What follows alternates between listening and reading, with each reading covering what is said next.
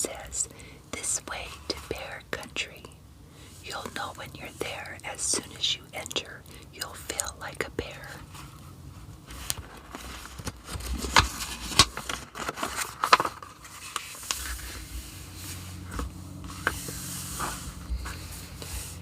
Down a sunny dirt road, over a log bridge, up a grassy hill, deep in Bear Country, lived a family of bears: Papa Bear, Mama Bear, and Small Bear. They lived in a large tree, which Papa Bear had hollowed out and made into a house. Look at that pretty tree house. There's a little birdhouse right there.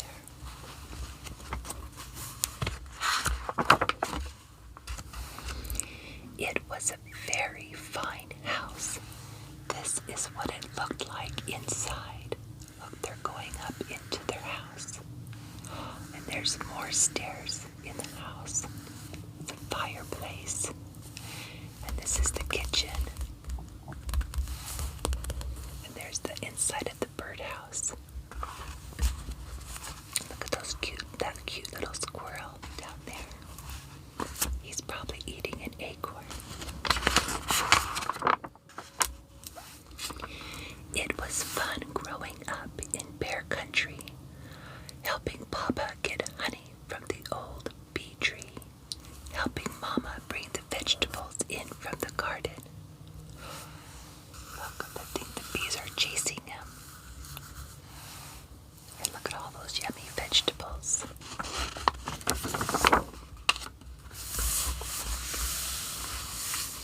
There were all sorts of interesting things to do. Things for Small Bear to do and see in Bear Country.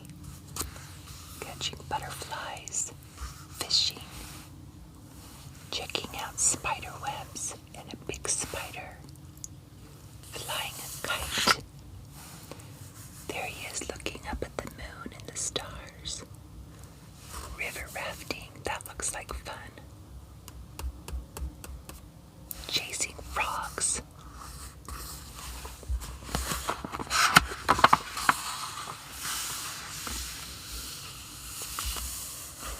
Small Bear felt good growing up in a tree, in his own room, in the snug little bed that Papa Bear had made for him when he was a baby. But one morning, it did not feel so good. Small Bear woke up with pains in his knees and aches in his legs. "Small Bear, you have grown out of your little bed," said Papa Bear as he hitched up his overalls and buttoned his shoulder straps. "Today we shall go into the woods and make you a bigger one."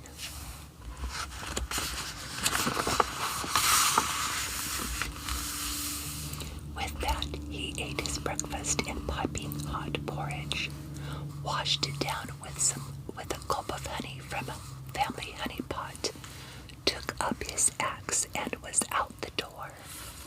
"But Papa," called Small Bear, following after him, "what will happen to my little bed?"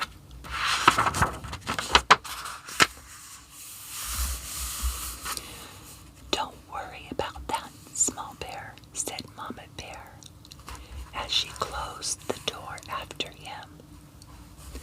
She smiled and patted her front, which was lately grown very big and round. "You've outgrown your snug little bed just in time." That's Mama Bear's tummy getting bigger and bigger. "What will happen to my little bed?" Small Bear asked as he caught up with Papa Bear. But Papa was sharpening his axe on his grinding stone and didn't hear him. "Yes, indeed," said Papa Bear. "You need a bed to stretch out in. A bed that will not give you pains in your knees and aches in your legs." He tested the axe to see if it was sharp.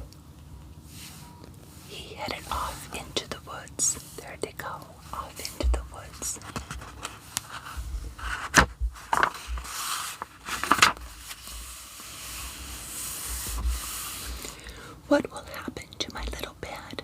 Small Bear asked again, as he caught up with Papa Bear in the woods. Papa had chopped down a tree and was splitting it into boards. "We will have a new baby soon, who will need the little bed," said Papa Bear as he whacked off another board. "New baby?" asked Small Bear.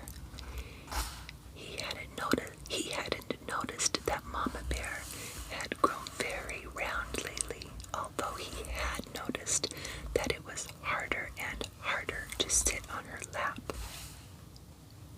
Oh, and he falls down. "And it's coming soon."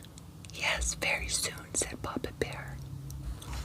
With a final whack, he split off the last board, which gave him enough wood to make a bigger bed for Small Bear.